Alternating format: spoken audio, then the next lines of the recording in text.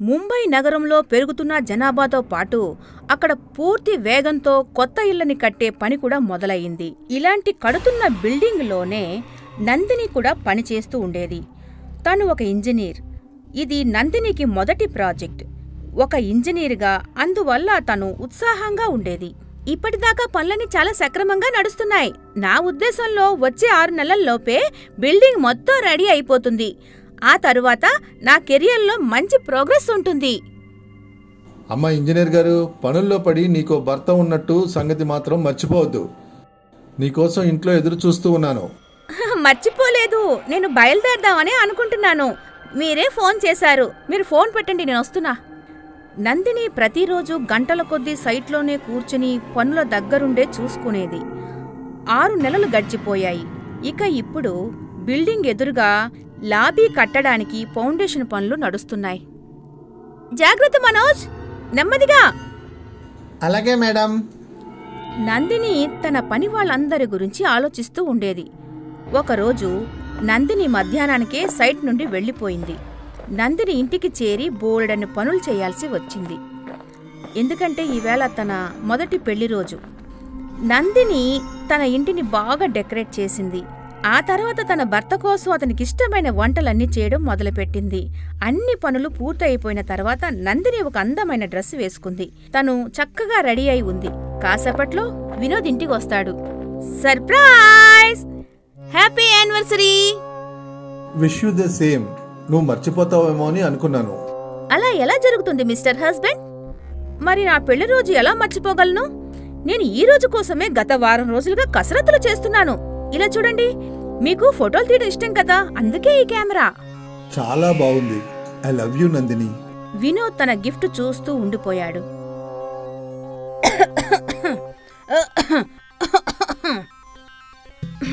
మరి నా గిఫ్ట్ మీరు మర్చిపోయారా? ఇదిగో. వినోద్ నందినికి ఒక వజ్రపు నెక్లెస్ గిఫ్ట్గా ఇచ్చాడు. అది చూసి నందిని చాలా సంతోషించింది. ఇద్దరూ అలా కబుర్లు చెప్పుకుంటూ ఉండగా నందినికి ఏదో ఫోన్ వచ్చింది. ఒక్క నిమిషం వినోద్, సైట్ నుండి ఫోన్ వచ్చినట్టుంది. హలో, ముఖేష్ చెప్పు. ఏంటి? ఎలా? పొద్దుటంతా బానే ఉన్నారు కదా. సరే సరే, నేను ఇప్పుడే వస్తున్నాను. నువ్వు ఇప్పుడే వెళ్తావా? సైట్లో ఏదో సమస్య వచ్చిందండి. నేను వెంటనే వెళ్ళాలి. నేను 2 గంటల్లో వచ్చేస్తాను. మీరు వెళ్ళి కాస్త ఫ్రెష్ అవ్వండి ప్లీజ్. సరేలే, కానీ త్వరగా రా. నందిని తన ఇంటి నుండి సైట్కి బయలుదేరింది. తను కన్స్ట్రక్షన్ సైట్కి చేరుకుంది. అక్కడ సూపర్వైజరు అన్నీ వివరించారు. కానీ స్లాబ్ పనులన్నీ కొన్ని రోజుల క్రితమే అయిపోయాయి కదా. అకస్మాత్తుగా ఈ గోడలకి బేట్లెలా వచ్చాయి? అదే మాకు అర్థం కావట్లేదు మేడం. మీరే వచ్చి స్వయంగా చూడండి. సరే పదండి చూద్దాం.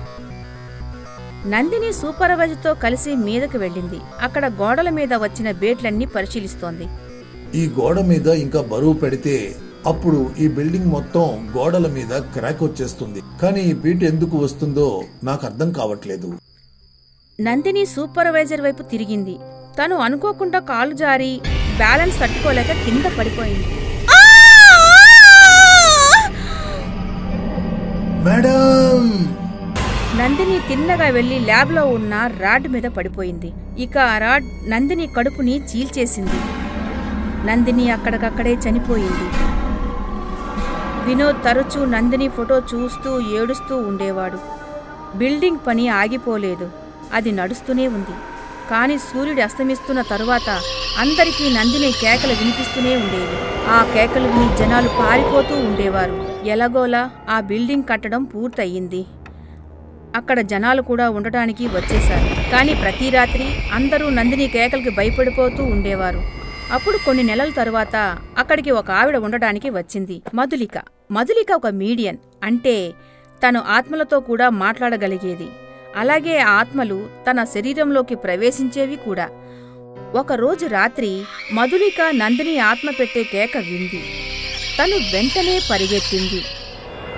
మధులిక చూసేసరికి నందిని ఆత్మ ఏడుస్తూ ఉంది. ఏమైంది? నువ్వెందుకు ఏడుస్తున్నావు? నువ్వు నన్ను చూడగలవా? అవును. కానీ ఎలా? ఎందుకంటే నేనొక మీడియర్ని. మనుషులకి ఆత్మలకి మధ్యన నీ ఆత్మ ఇక్కడికి ఎలా వచ్చింది?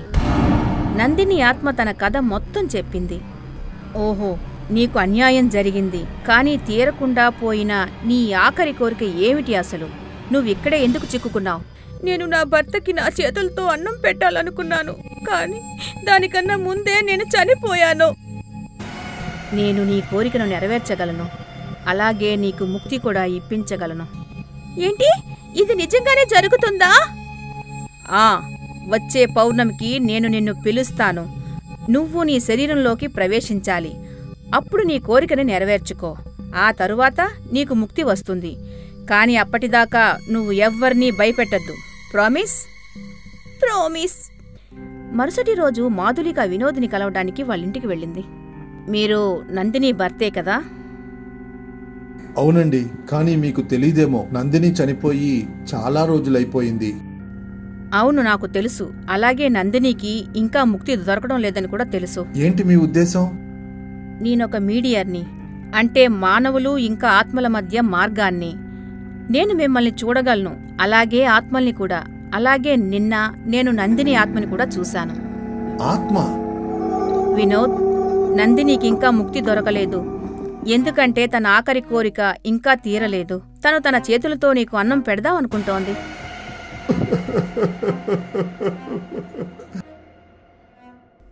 తన ఆఖరి కోరిక నెరవేరేంత వరకు తన ఆత్మ ఇలా తిరుగుతూనే ఉంటుంది. కానీ ఇప్పుడు అలా ఎలా కుదురుతుంది? కుదురుతుంది. బహుశా అందుకే నేను బిల్డింగ్లోకి వచ్చానేమో. నేనొక మీడియర్ని. ఏ ఆత్మ అయినా నేను పిలిస్తే నాలోకి వస్తుంది. అలాగే వచ్చే పౌర్ణమికి నందిని ఆత్మ నా శరీరంలోకి వస్తుంది. అప్పుడు నీకు భోజనం పెడుతుంది. బహుశా ఏడుస్తుంది కూడా, కానీ దాంతో తనకి విముక్తి దొరుకుతుంది. అందుకే మీరు పౌర్ణమి రోజు రాత్రికి నా ఇంటికి రావాల్సి ఉంటుంది. నేను తప్పకుండా వస్తాను. వినోద్కి ధైర్యం చెప్పి మాధులిక అక్కడి నుండి వెళ్ళిపోతుంది. పౌర్ణమి రోజు వచ్చింది. దాంతో మాధులిక పొద్దుటే లేచి అన్ని ఏర్పాట్లు మొదలుపెట్టింది. తను నేల మీద పెంటగాన్ గీసింది. రకరకాల రాళ్లు పెట్టింది. ఇక సాయంత్రం మెడిటేషన్లో కూర్చుంది. కరెక్ట్గా సాయంత్రం 7 గంటలకి తన ఇంటి బెల్లం రోగింది. వినోద్ వచ్చాడు. ఇక నా మెడిటేషన్ పూర్తిగానే నేను నందినిని పిలుస్తాను. అప్పుడు ఈ రూంలో లైట్లు ఆరిపోతాయి, గాలులు బాగా వీచుతాయి. అప్పుడు నందిని నా శరీరంలోకి ప్రవేశిస్తుంది. ఈ వంట నేనే చేసి పెట్టను, నందిని మీకు తినిపిస్తుంది. ఆ తరువాత తను స్పృహ తప్పి పడిపోతుంది. అంతే, తనకి ముక్తి దొరుకుతుంది. తనకేమీ బాధ కలగదు కదా? లేదు. అయితే సరే. నందిని మళ్ళీ మెడిటేషన్ మొదలుపెట్టింది. కాసేపటి తరువాత, నందిని, నందిని, నీ వినోద్ వచ్చాడు. అంతే, అలా అనగానే అలలు వీచడం మొదలయ్యాయి. గదిలో లైట్లు ఆరి వెలుగుతున్నాయి.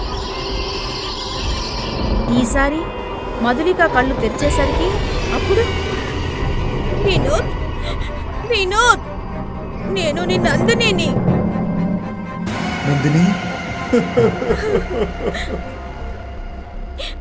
ఏడవకు వినోద్, లేదా నేను ఓదార్చలేను. చాలా సేపటిదాకా ఇద్దరూ ఒకరిని ఒకరు ఓదార్చుకుంటూ ఉండిపోయారు. నీ ఆఖరి కోరిక? అప్పుడు వినోద్ నందిని ఎదురుగా ప్లేటు పెట్టాడు.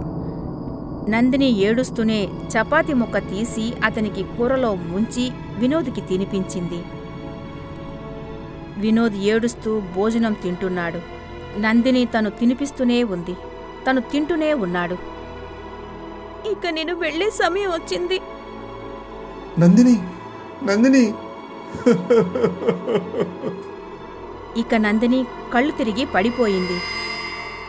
వినోద్ కాసేపటిదాకా ఏడుస్తూనే ఉన్నాడు. అప్పుడు తన మధులిక తన మొహం మీద నీళ్లు జల్లాడు. మీరు బాగానే ఉన్నారా? బావున్నాను. ఇక మీ నందినికి ముక్తి దొరికింది. ఇక తన కేకలు ఎవ్వరికీ వినబడవు. వినోద్ తన కళ్ళు తుడుచుకున్నాడు. థాంక్యూ. ఢిల్లీలో ఒక సామాన్యమైన సొసైటీలో వ్యాస్ కుటుంబం ఉండేది. అక్కడ తల్లి అనిత, ఇక వాళ్ల కూతురు ప్రియా. అమ్మా ప్రియా, నువ్వు నీ టిఫిన్ మర్చిపోయావు. నా ఫ్రెండ్స్ నా కోసం ఎదురు చూస్తున్నారు. నేను క్యాంటీన్లో ఏదైనా తినేస్తాలే. ఓహో, ఈ కాలం పిల్లలున్నారే. అప్పుడే వాళ్ల పక్కింటావిడ బయటకొచ్చింది. మీరన్నది అక్షరాల సత్యం మిసెస్ వాస్. మా అబ్బాయి కూడా అచ్చు ఇలాగే అన్నాడు. చూడండి మరి, పొద్దున్నే లేచి తన కోసం వంట చేశాను. తనేమో టిఫిన్ వదిలేసి వెళ్ళిపోయింది. మీకెలా అనిపిస్తుందో నాకు బాగా తెలుసు. ఈ కాలం పిల్లలు ఇలాగే ఉన్నారులేండి. అనిత ఇంకా సుశీల రోజూ తమ ఇళ్ల నుండి మాట్లాడుకుంటూ ఉండేవారు.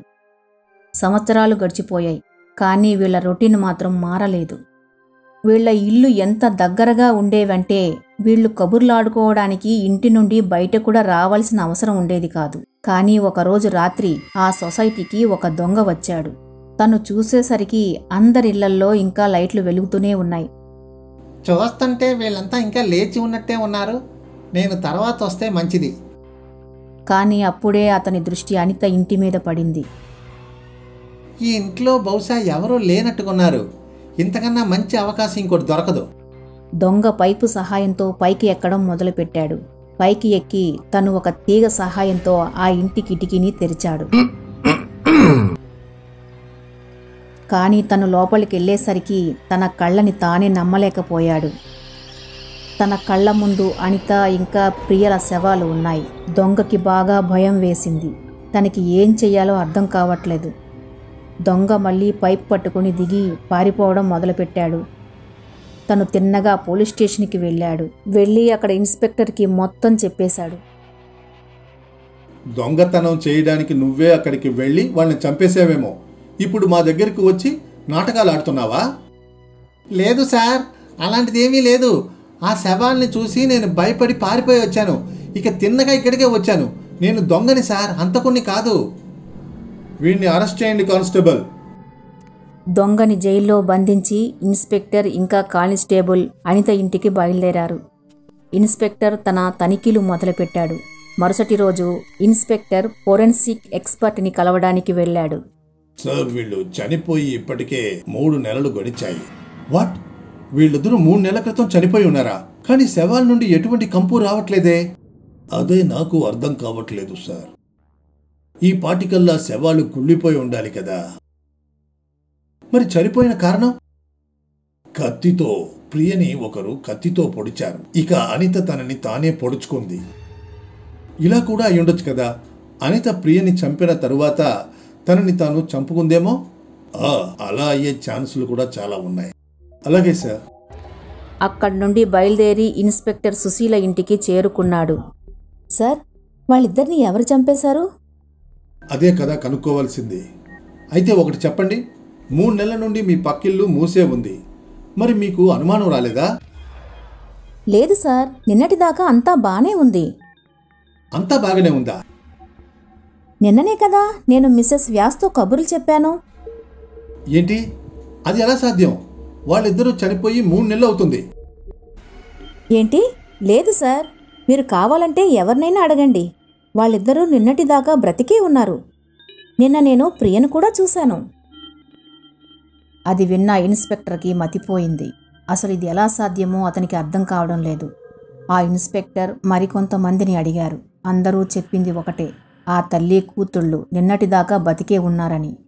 కొన్ని రోజుల తర్వాత ఇన్స్పెక్టర్ పోలీస్ స్టేషన్లో ఉన్నారు. అప్పుడే సుశీల అక్కడికి వచ్చింది. సార్, ఏదో గందరగోళం ఉన్నట్టుంది.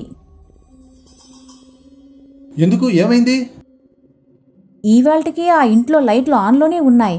రోజు ఊదొత్తుల వాసన వస్తోంది. ఎవరో అక్కడ ఉన్నట్లు అనిపిస్తోంది, కానీ ఎవరో తెలియడం లేదు. కానీ మేము ఆ ఇంటిని సీల్ చేశామే. సార్, మీరు వచ్చి తనిఖీ చేసి చూడండి సార్. అలాగే, ఇవాళ రాత్రి నేనే స్వయంగా అక్కడికి వస్తాను. సుశీల అక్కడి నుండి వెళ్ళిపోయింది. ఇక ఇన్స్పెక్టర్ ఆలోచనలో పడిపోయాడు. ఆ రాత్రి ఇన్స్పెక్టర్ ఇంకా కానిస్టేబుల్ తమ జీపుని ఇంటికి దూరంగా పెట్టి కూర్చున్నారు. సార్, ఇప్పటిదాకా అంతా బాగానే ఉన్నట్టుంది. అయినా మనం ఇంటిని సీల్ చేశాం కదా, ఎవరైనా ఎలా లోపలికి వెళ్ళగలరు? ఈ కేసు చాలా వింతగా ఉంది. చనిపోయి 3 నెలలు గడిచాయి, కానీ చుట్టుపక్కల వాళ్ళు వీళ్ళు బతికే ఉన్నారని చెప్పారు. ఏదో తేడా కొడుతుంది. అలాగే సార్, మీరు కావాలంటే నిద్రపోండి. నేను ఆ ఇంటి వైపు చూస్తూ ఉంటాను. లేదు సంజయ్, ఈ కేసు వల్ల నాకు నిద్ర పట్టడం లేదు. నాకెక్కడ నిద్ర వస్తుంది? అయితే పదండి సార్, మీరు నేను కలిసి ఫోన్లో స్నేక్ అండ్ ల్యాడర్ గేమ్ ఆడుదాం. ఈ ఐడియా బాగుంది. మనం తెలివిగాను ఉంటాం, అలాగే మనకి ఎంటర్టైన్మెంట్ కూడా అయిపోతుంది.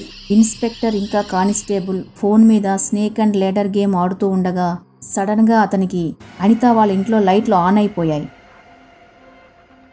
అలా చూడు సంజయ్. లైట్లు ఎలా వెలిగాయి? ఇద్దరూ జీపు నుండి బయటికి వచ్చి నిలబడ్డారు. ఇక అప్పుడే అనిత తన ఇంటి నుండి బయటకు వచ్చింది. అది చూసి ఇన్స్పెక్టర్ కానిస్టేబుల్ ఇద్దరి బుర్ర తిరిగిపోయింది. కానిస్టేబుల్ అక్కడే స్పృహ తప్పి పడిపోయాడు. సంజయ్ సంజయ్ సంజయ్ లే, సంజయ్ లే. దెయ్యం దెయ్యం సార్, దెయ్యం ఉంది. ఇన్స్పెక్టర్ కానిస్టేబుల్ని జీపులో కూర్చోబెట్టి తను మాత్రం అనిత వాళ్ళ ఇంటి వైపు బయలుదేరాడు. ఇన్స్పెక్టర్ ఇంటి తాళం తీసి లోపలికి వెళ్ళాడు. లోపలికి వెళ్ళగానే అతనికి గట్టిగా గొడవ పడుతున్న శబ్దాలు వినిపించాయి. నేను చెప్పాను కదా ప్రియా, ఆ అబ్బాయి నీకు సరైనవాడు కాదు. అమ్మా, నేను అతన్ని ప్రేమిస్తున్నాను. ఇక తననే పెళ్లి చేసుకుంటాను. నిన్ను ఈ రోజు కోసమేనా కష్టపడి కని పెంచింది? అదంతా నాకు తెలీదు. ఆ అబ్బాయికి 3 పెళ్ళిళ్ళు అయిపోయాయి, అలాగే 3 సార్లు విడాకులు కూడా.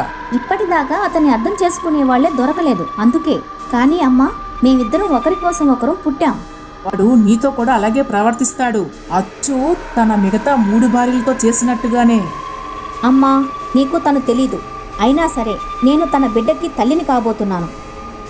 ఓరి భగవంతుడా, అసలు నువ్వేం చేశావు?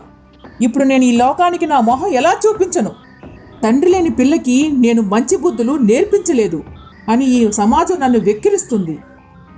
అమ్మా, మీరు ఇంకా సమాజం కోసం ఆలోచిస్తున్నారా? నా కోసం కాదా? నీకోసమే నా ఆలోచన, కానీ నువ్వు ఈ సమాజంలో బ్రతకాలి. అందుకే మనం రేపే అబార్షన్ చేయిస్తున్నాం. నేను అబార్షన్ చేయించుకోను. నువ్వు చేయించుకోవాల్సిందే. చేయించుకోను. ప్రియా, నువ్వు చేయాల్సిందే, లేదా నేను. లేకపోతే ఏంటి? మీరు నన్ను చంపేస్తారా? అవును. ఇక అంతే, అనిత ప్రియని కత్తితో పొడిచేసింది.